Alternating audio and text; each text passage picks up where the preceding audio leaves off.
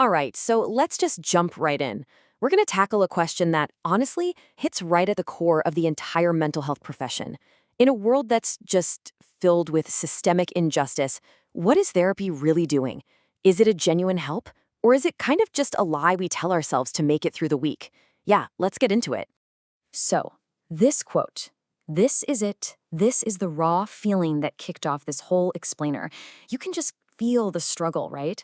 It's from a therapist who's looking at their own job and thinking, is what I'm doing just a band-aid on a massive gaping wound? It's that feeling, that sense of futility, that we're really going to dig into. And look, this isn't just one person feeling this way. It points to a huge crisis bubbling up in the profession. I mean, can you imagine? You're sitting with someone who is terrified, absolutely terrified, of being deported. Or maybe their community is literally what they call a sacrifice zone, built right next to a toxic chemical plant. And you're supposed to offer them, what? Breathing exercises? You can see how the standard tools of therapy just start to feel, well, as the source material says, grotesquely insufficient. So this really brings us to the central tension, the big question that's kind of been haunting the world of counseling, well, since it started.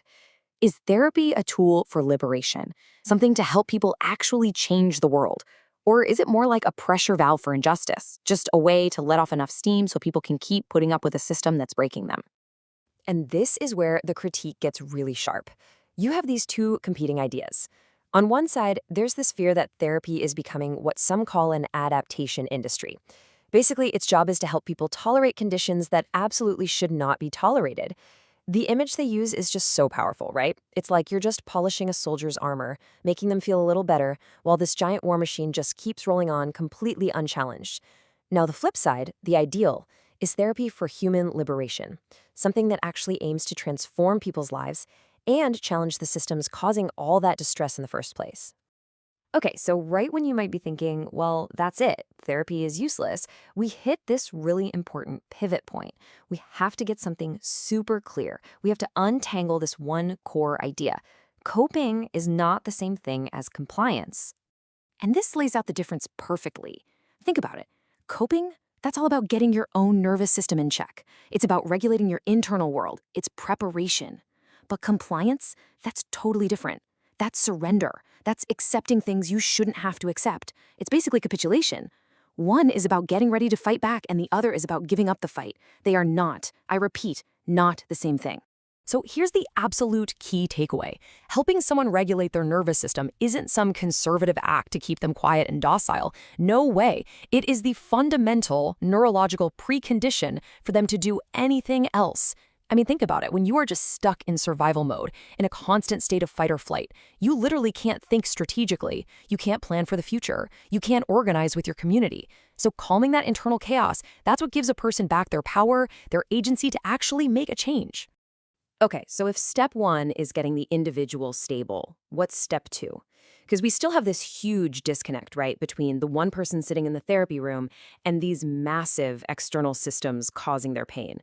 Well, the way you start to build a bridge is by, first, just naming the harm. It's about restoring something called epistemic dignity.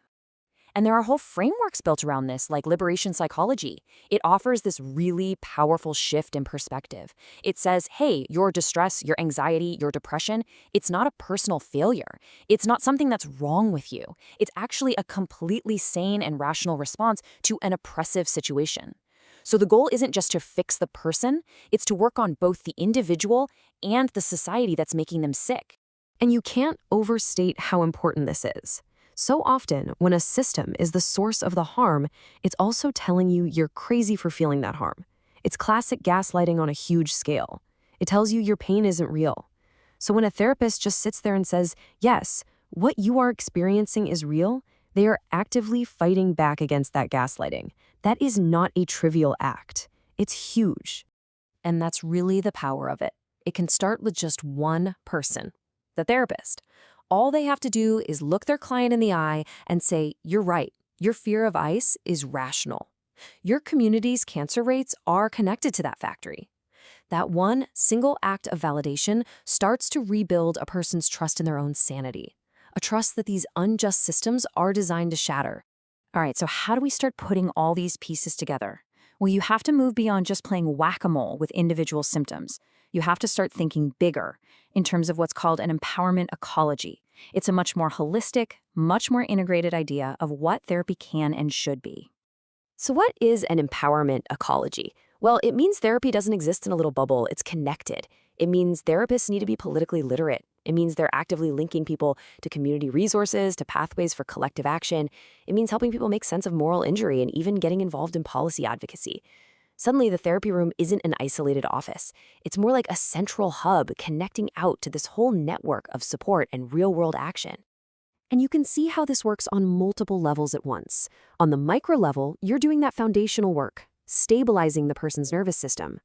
Then on the meso or middle level, you leverage that newfound stability to strengthen families and entire communities. And finally, on the macro level, that collective power gets channeled into real advocacy, into changing policies, into systemic change. You see? Each level builds directly on the one before it. Which brings us to, I think, the most powerful idea in this whole discussion. It's a total reframing of the debate. The real job of therapy, especially when you're dealing with structural problems, isn't to be a sedative. It's not about dulling the pain. It's about being scaffolding. Just look at the difference here. Sedation, that's like giving palliative care to a democracy on its deathbed. It's capitulation. It's giving up. But scaffolding, that's totally different. That's about building lasting, durable human capacity. It's preparation. It's about getting people ready not just to survive what's being thrown at them, but to endure it, to resist it, and maybe, just maybe, to build something better on the other side. And this quote just nails it. The point of therapy is not to make injustice acceptable. It's about preventing injustice from completely erasing the person, from wiping out their inner life, their humanity, their hope. And in a system designed to crush the human spirit, just preserving that inner life, well, that itself is a profound, even radical act of defiance. So, where does that leave us? It leaves us with this huge, lingering question. What is the ethical obligation of a healer in a sick society? Is it just to soothe the pain? Is it to help people resist? Is it to organize? There probably isn't one simple answer. But the fact that this question makes us uncomfortable, that's a good thing. That discomfort is a sign that we're actually awake to the real scale of the challenge. And being awake, well, that's always the first step to any real change.